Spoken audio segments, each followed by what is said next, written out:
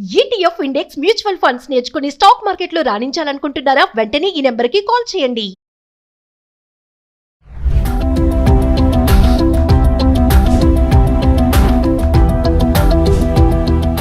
నమస్తే, welcome back to Suman TV. Present మనతో పాటు ఉన్నారు TEDx speaker, legendary award winner in real estate, realtor oxygen founder and CEO doctor Nandi Rameshwar Rao గారు. నమస్తే sir. నమస్తే అమ్మ. సార్, భారత ప్రభుత్వం ఇంటి అద్దె నిబంధనల్లో కొన్ని మార్పులు తీసుకొచ్చింది. మనం గతంలో కూడా కొన్ని వీడియోలు చేసుకున్నాం. అద్దె ఓనర్స్కి ఆ నిబంధనలు ఉంటాయి, డాక్యుమెంట్స్ చేసుకోవాలి అని చెప్పేసి. అసలు ఇప్పుడు వచ్చినటువంటి మార్పులు ఏంటి సార్? మరి ట్రంప్ గారు లేకపోతే ఇండియన్ గవర్నమెంట్ ప్రకారం ట్రంప్ కింద సంబంధం లేదు. ఇండియన్ గవర్నమెంట్లో ఎన్నో రోజులు బట్టి కొన్ని చర్చలు జరుగుతున్నాయి. ఇంటి ఓనర్స్ ఎక్కువ రెంట్ వసూలు చేస్తున్నారు, ఎక్కువ శాతం ఇంక్రీజ్ చేస్తున్నారు, ఎక్కువ డిపాజిట్ తీసుకుంటున్నారు అనేది ఏజ్ ఓల్డ్ ప్రాబ్లం. ఇవాళ కొత్తగా ప్రాబ్లం కాదు, గత 10-23 దశాబ్దాలుగా నడుస్తుంది. అయితే కొత్తగా చట్టం ఏమంటుందంటే రెండు పక్కల ఆలోచించారు, టెనెంట్స్ అండ్ ల్యాండ్ లార్డ్. అంటే రెంట్కి తీసుకునేవాడు, ఓనర్ అద్దెకి ఇచ్చేవాడు. సో చాలామంది కొన్ని హైడ్ చేస్తున్నారు. ఫర్ ఎగ్జాంపుల్, మాకు ఉన్న కొన్ని ప్రాపర్టీ, చిన్న చిన్న ప్రాపర్టీస్తో ఒక కప్పులు వస్తారు, సాయంత్రం 5:30 వస్తారు, 6 గంటలకు అడ్వాన్స్ ఇచ్చేస్తారు. అలాంటి వాళ్ళకి అయితే ఇవ్వకూడదు. ఎందుకంటే 5:30కు ఎవడైనా ఇల్లు ప్లాన్ చేసుకుని 2-3 నెలలు ప్లాన్ చేయాలి కదా. చేసినప్పుడు సడన్గా వచ్చి తీసుకుంటుంటే అది అక్కడ ఏదో ఇష్యూ చేసి వస్తున్నారు, రెంట్ కట్టలేదో లేకపోతే ఇంకేదో ఎక్స్ట్రా చేయడం, ఇల్లీగల్ పనులు. అలా చేసినప్పుడు ఏమవుతుంది, మనకు బెనిఫిట్ అవుట్లో మేమైతే ఇవ్వం. ఎందుకంటే మీరు న్యాయంగా ఉండి మంచిగా ఉంటే 2 నెలలు కనీసం ప్లాన్ చేసుకొని అడ్వాన్స్ ఇచ్చుకొని తర్వాత వచ్చి ఫుల్ డబ్బులు ఇస్తారు. అప్పుడు ఓనర్స్ మోసపోతారు, వీడు ఏదో ఇల్లీగల్ పనులు చేస్తాడు, ఇంట్లో మందు అమ్మడం, గంజా అమ్మడం, సంథింగ్ ఏదో ఒకటి. అది ఒక పక్కన పెడితే ఇప్పుడు గవర్నమెంట్ ఏమంటుందంటే అగ్రిమెంట్ లేకుండా ఇల్లు ఇవ్వద్దు. మీరు నెక్స్ట్ అంటే టెనెంట్ దిగిన 3 నెలలు 6 నెలల్లో అది గవర్నమెంట్కి సబ్మిట్ చేయాలి. ఆ 11 మంత్స్కి ఎందుకు రాస్తుంటే దానికి లీగల్ రైట్స్ వచ్చేస్తాయి, లేదా టెనెంట్కి ఓనర్ రైట్స్ వస్తాయి. 11 మంత్స్కి ఒకసారి మోస్ట్ ఆఫ్ ది ఇల్లు 11 మంత్స్కి ఇస్తారు.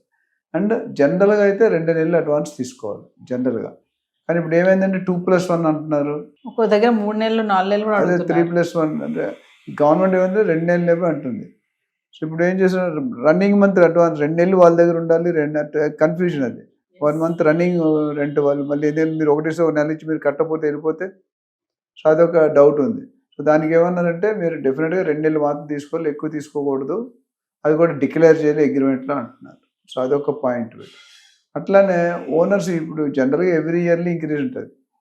ఇయర్లీ ఇంక్రీజ్ ఉన్నప్పుడు నువ్వు నెల ముందు చెప్తాం. అలాగే నోటీస్ పీరియడ్ అనేది ఏదో ఉంటుంది, 2 నెలలు 3 నెలలు. ఆ నోటీస్ పీరియడ్ ముందు 2 నెలలు, జనరల్గా 3 నెలలు పెట్టాలంటున్నారు. మనం ఖాళీ చేయమన్నా వాళ్ళు ఖాళీ చేయాలి. వాళ్ళు కూడా సడన్ ఖాళీ చేసి వీకెండ్ కలుగుతారండి. మనం సడన్ ఖాళీ చేయడం, మనం రెంట్ వాళ్ళకి ఇవ్వాలి. అది రెండో కండిషన్ పెట్టారు. మూడోది ఏమంటే ఇప్పుడు కమర్షియల్గా ఉంటుంది, వాళ్ళు ఎక్కడ క్లారిటీ ఇవ్వలేదు. కమర్షియల్కి 6 మంత్స్ తీసుకుంటున్నారు.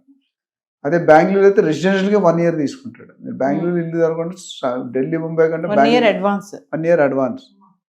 ఇప్పుడు అంటే నువ్వు 50,000 తీసుకుంటే 6 లక్షలు అడిగి ఇవ్వాలి. ఇంకా కొంతమంది 12+1 అంటారు, which is very abnormal. So అందుకని ఏంటంటే ప్రాపర్టీ వాల్యూ మీద కూడా బేస్ చేసి మీకు రెంట్లు పెట్టమంటున్నారు. అంటే 50 లక్షలు అయితే ఒక రెంటు, ₹1,00,00,000 అయితే ఒక రెంటు. ఆ రెంట్ అంటే వాల్యూ బట్టి దాని ప్రొపోర్షనేట్గా ఉండాలి.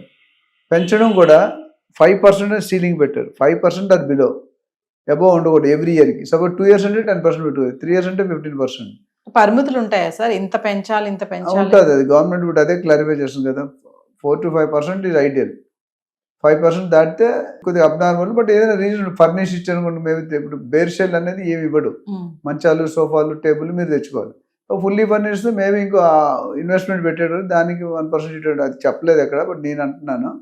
సో ఫర్నిష్డ్ దానికి ఫుల్లీ ఫర్నిష్డ్ అనేది చాలా తేడా. అన్ఫర్నిష్డ్ అనేది ఏ గోడలు ఇస్తారు, సెమీ ఫర్నిష్డ్ అనేది ఇంకో 0.5%. ఫర్నిష్డ్ అనేది ఫుల్లీ ఫర్నిష్డ్ మీరు ఏం తేవాలి, మీ బట్టలు తెచ్చుకుంటే చాలా అవైలబుల్. కాబట్టి మిగతా లూజ్ ఫర్నిచర్, సోఫా, కిచెన్ అన్నీ ఆలే ఇస్తారు. సో ఆ విధంగా చూసుకుంటే 5% అంటే పెంచితే అది it's not correct, against the policy అంటారు. So we are talking about basic rent, we are talking about the advance, we are talking about the notice period. మళ్ళీ ట్యాక్సెస్ ఉన్నాయా లేదా అది చెప్పాలి. టీడీఎస్ కార్పొరేట్ అయితే టీడీఎస్, ఇండివిజువల్స్ అయితే డిడక్ట్, కార్పొరేట్ అయితే ట్యాక్స్ డిడక్షన్ అట్ సోర్స్, అది డిడక్ట్ చేసి ఇస్తారు, అది క్లెయిమ్ చేసుకోవచ్చు. సో అదర్ టెనెంట్ కొంత ఫుల్ వాల్యూ, హాఫ్ వాల్యూ అని ఉంటారు. ఏబీ రెంట్ 10 లక్షలు 5 లక్షలు ఉండే అది కూడా అవాయిడ్ చేస్తారు. ఎందుకంటే రేపు పొద్దుట ఈ గవర్నమెంట్ వాళ్ళు ఒక విధంగా పాజిటివ్గా ఆలోచిస్తే టెనెంట్ కూడా కట్టుబడి ఉంటాడు. లేకపోతే ఇష్టం వచ్చిన వేషాలు వేస్తారు, హజార్డ్స్ థింగ్స్ లేకపోతే కెమికల్స్ ఇవన్నీ కూడా పెడితే కొంతమంది గొడవల కింద వాడుకుంటారు. ఒక 3 రూమ్లు ఉంటే 2 రూమ్లు గొడవల కింద వాడుకుంటారు. అప్పుడు కమర్షియల్ ట్యాక్స్ కట్టాలి. అందుకని రోడ్ సైడ్ బిల్డింగ్లు ఓనర్స్ ఇండిపెండెంట్ హౌస్ ఉన్నా వాళ్ళు ట్యాక్స్ మనలు కట్టుకోమంటారు. ఒక చిన్న ఎగ్జాంపుల్, జూబ్లీస్ ఒక ఇండిపెండెంట్ హౌస్ 1200 గజాల్లో ఉండేవాళ్ళం. దాన్ని ప్రాపర్టీ ట్యాక్స్ మేము తీసుకునేటప్పుడు 4,000 రూపాయలు 4,500 లాస్ట్ 30 సంవత్సరాల నుండి అదేవిధంగా మేనేజ్ చేశారు ఆయన. మేము వచ్చిన తర్వాత అప్పుడు రెసిడెన్షియల్ ట్యాక్స్, కానీ ఇది మేము తీసుకున్న తర్వాత కమర్షియల్ బోర్డు పెట్టుకోమన్నాడు. ట్యాక్స్ మీరు వస్తే ఎంత వస్తే అంత మీరు కట్టుకొని నేను కట్టాను అన్నాడు. సరే మనం ఏమనుకున్నాం, 70,000 80,000 రెంట్కి 3,000 4,000 ఏమందిలో మహా అయితే డబుల్ అవుతాను అనుకున్నాం. అది 90,000 పెట్టాడు. 3,500 4,000 90,000 అయింది.